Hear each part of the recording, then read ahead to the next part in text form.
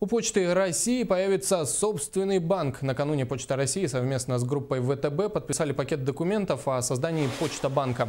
Первые отделения начнут работу уже в марте этого года. В первую очередь их откроют в Москве и Санкт-Петербурге.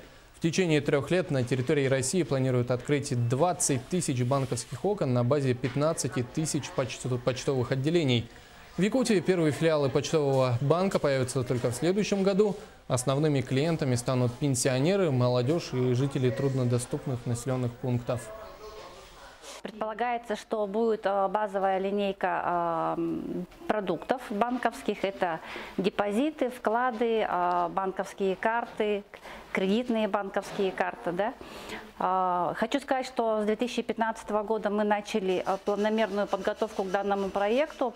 У нас по всей республике открыты 20 финансовых выделенных окон, в которых наши клиенты могут оплатить свои платежи. И мы установили в 125 отделениях почтовой связи посттерминалы на выдачу денежной наличности. В основном это отделения, которые находятся в труднодоступных населениях, и в основном это арктическая зона.